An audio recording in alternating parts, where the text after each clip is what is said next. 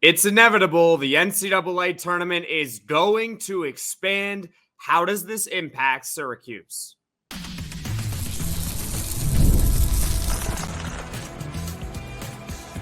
You are Locked On Syracuse, your daily podcast on the Syracuse Orange.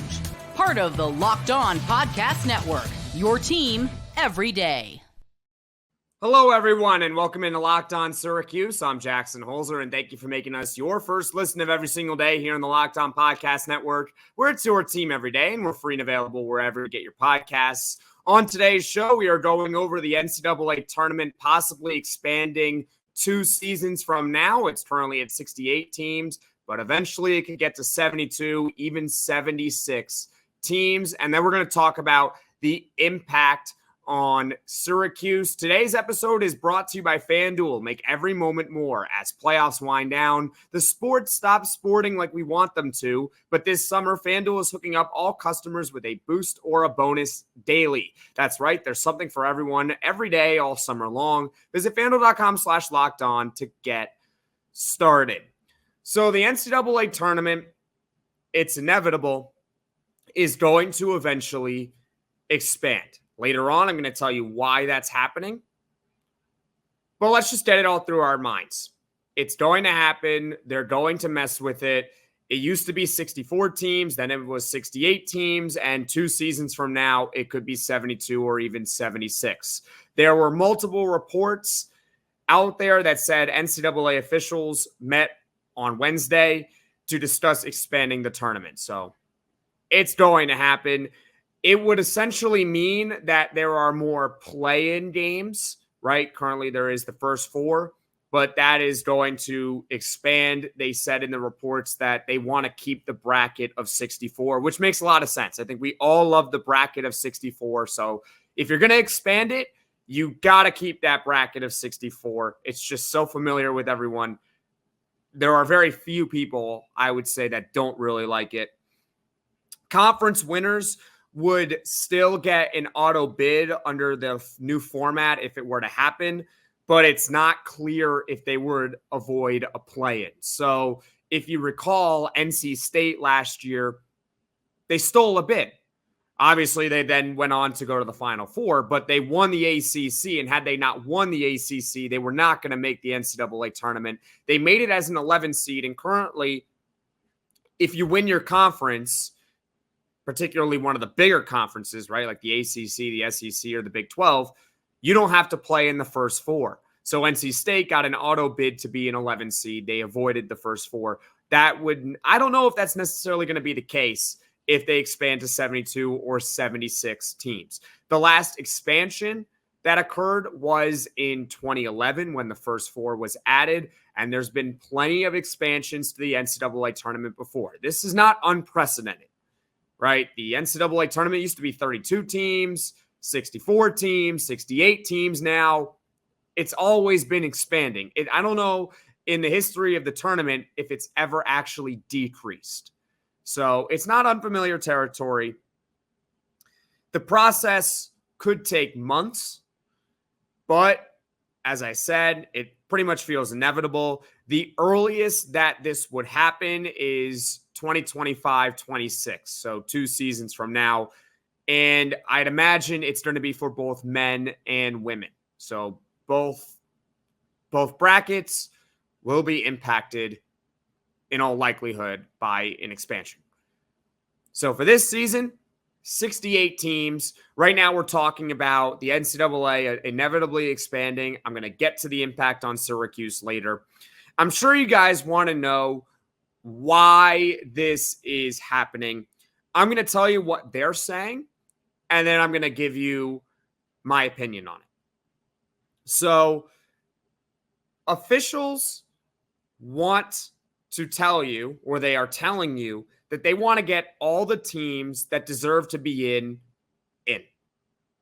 Big 12 Commissioner Brett Yormark, I think is his name, Brett Yormark said, quote, this was, I believe, back in February, "I want to see the best teams competing for a national championship. I'm not sure that is currently happening."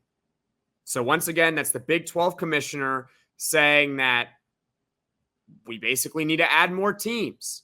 and that the teams that are in, that there are teams that are left out that are deserving of being in, and we need to get them all in so they can all compete for a national championship.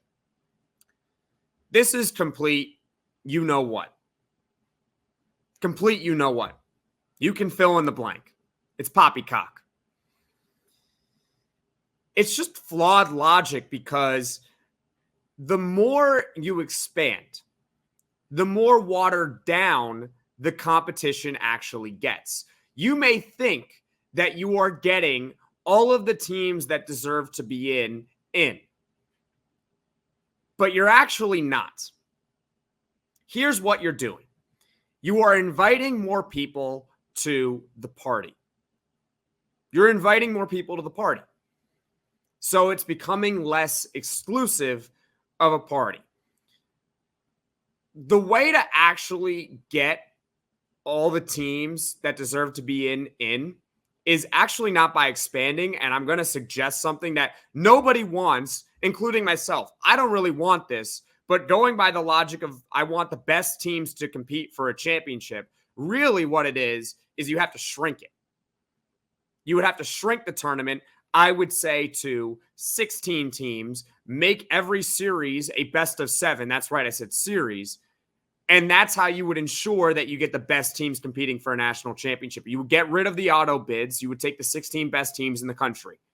That's how you could do it. But, of course, nobody wants that. I don't want that. That's not fun. That's not March Madness. I'm just trying to point out that when you expand the party, all you're doing is watering down the competition. Sure, if you were to have expanded it last season, teams like St. John's would have gotten into the tournament. At the same time, did the NCAA tournament really miss out on not having St. John's in? My point being is that you don't need to expand to ensure that the best teams are competing. You already have the best teams. You're already taking enough teams. So that's why I think that reasoning that the officials are giving, that they want to see the best teams competing, is just not right at all. It's flawed logic. So I'm going to actually tell you what's going on here. Why are they expanding the tournament? They are not ruining a good thing because we're still going to watch, but why they're doing this, why they're messing with it. Money. More money. Now, CBS and Turner, they both have deals to broadcast the tournament currently, and they're not required to pay more. They're under the current deal, so they don't have to pay more if the NCAA decides to expand. That contract ends in 2032.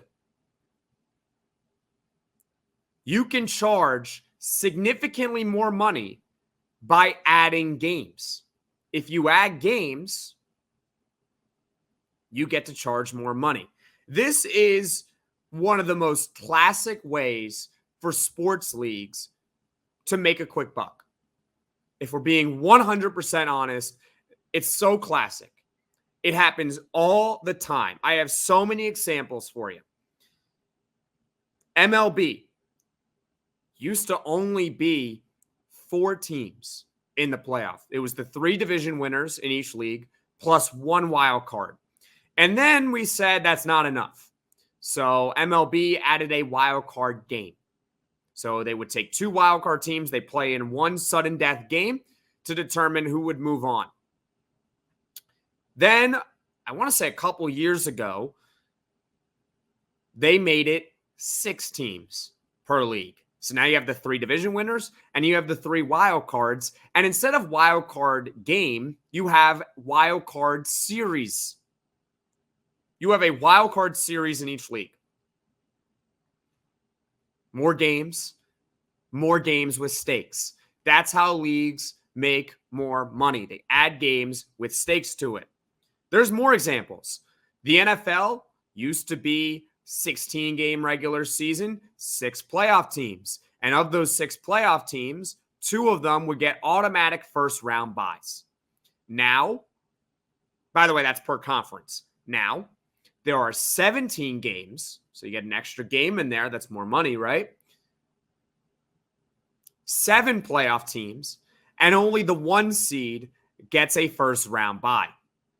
More games, more games with stakes. The NBA. The NBA used to be 8 teams per conference would make it, and it would just be 1 plays 8, 2 plays 7, 3 plays 6, 4 plays 5, best of 7. And for a long time, the first round series used to be best of 5. They changed that to best of 7. Why do you think they did that? Nowadays, the NBA, there's a play-in tournament. They take seeds 7 through 10 and put them in a mini tournament to determine the last 2 spots in the playoffs. And they went one step further, the NBA, by adding a ridiculous regular season tournament that means absolutely nothing and is just repackaged regular season basketball. Nobody cares that the Lakers won the mid-season championship. It is the dumbest thing ever. Why did the NBA do it? They didn't have to do it. It's to make money. So with all that being said, and by the way, the NHL has not touched the playoffs. They haven't done it. They have the greatest playoffs, but I promise you they can add in a play-in. They can if they want it. The point being is that the reason that this is happening is not for the lip service of getting the best teams. They're doing it to make a quick buck, which is why it's inevitable. There's more money to be had. More games with stakes. If you really wanted the best teams to compete, you would not let every single team in every conference compete for the conference title to get an automatic bid. You would take significantly less teams into the tournament, but no. That's not what they're doing. They're going to expand it. It's inevitable. They're just trying to make a quick buck, which is why we all need to accept that this is going to occur instead of dreading that it's going to occur. It's not really going to impact us in terms of our viewing experience. I don't think people are going to say, I'm not watching college basketball because they're expanding the tournament. But it's going to happen, and we just have to get it through our brains. It won't be next season, but probably the season after. I would expect it to be 72 or 76. Now, coming up, the impact on Syracuse basketball. I love sports. I love them so much, I never want them to stop. But as the playoffs wind down, we get fewer games, and the sports aren't sportsing like I want them to. But FanDuel lets me keep the sports going whenever I want. All I have to do is open the app and dream up bets anytime I'm in the mood. And this summer, FanDuel is hooking up all customers with a boost or a bonus daily. That's right. There's something for everyone every day all summer long. And hey, if you're itching for football season like I am, guess what? FanDuel has released the odds for Syracuse's first game against Ohio. The Orange are 15.5-point favorites to get the W. You think the Cuse are going to cover? Well, bet it right now on FanDuel. So head over to FanDuel.com/lockedon and start making the most out of your summer. FanDuel, official sports betting partner of Major League Baseball. Are you watching Fox Sports or ESPN on your TV all day? Have to turn down the volume with all that shouting? Make the switch to Locked On Sports today. A free 24/7 sports streaming channel program for you every day to bring you the biggest stories without all the streaming. Locked On Sports Day brings you can't-miss analysis, opinions, and news, streaming 24/7 on YouTube or the free Amazon Fire TV channels app. Part of the Locked On Podcast Network, your team every day. Welcome back, everyone. In a Locked On Syracuse, I'm Jackson Holzer, and on today's show, we are going over the NCAA Tournament expanding from currently 68 teams to possibly 72 or 76 as early as 2 years from now. We talked about the overview of it, why they're saying it's happening, and why it's actually happening. And now it's time to get into the impact on Syracuse basketball for both the men's side and the women's side. Here is my first takeaway with regarding Syracuse.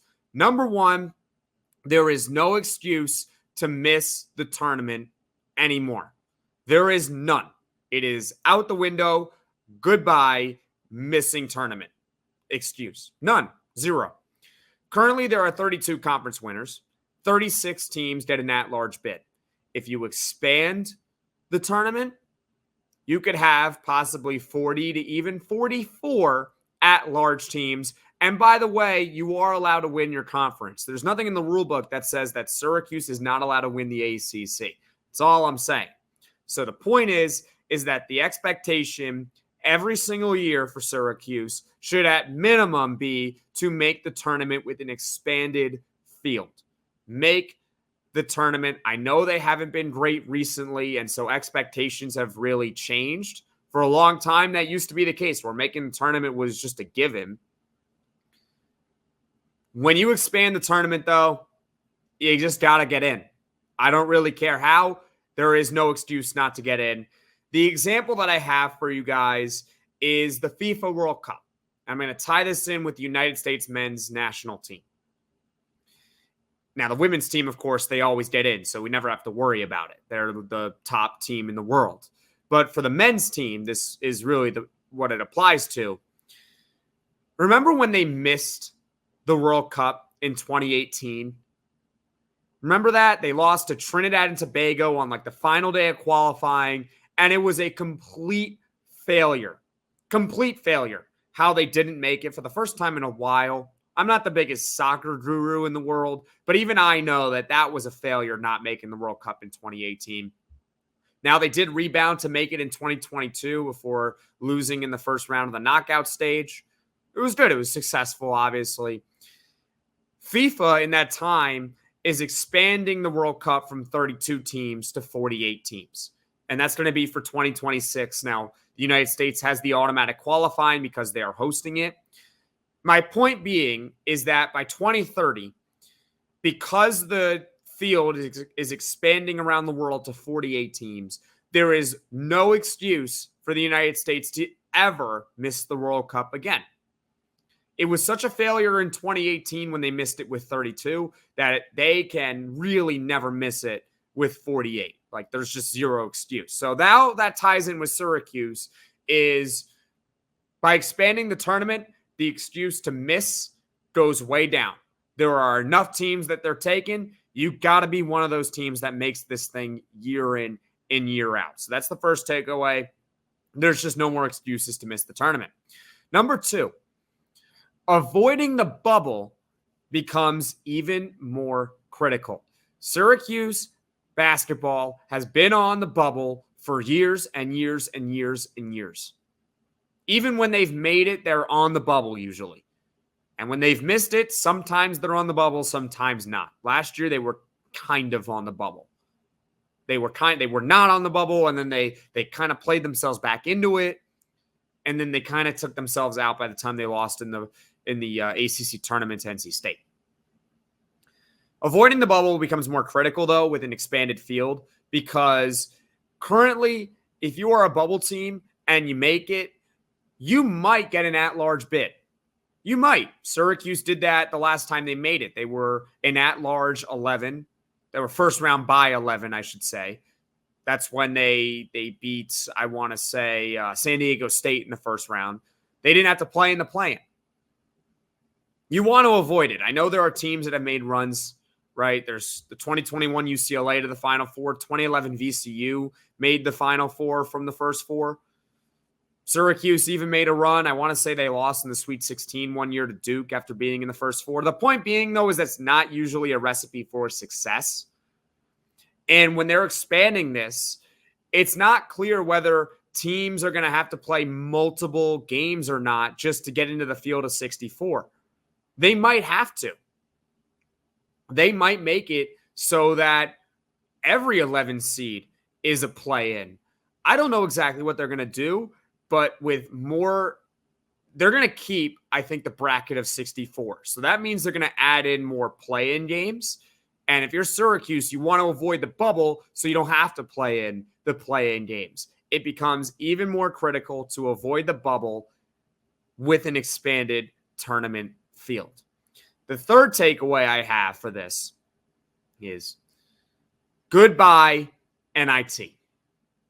Sayonara. It was nice knowing you.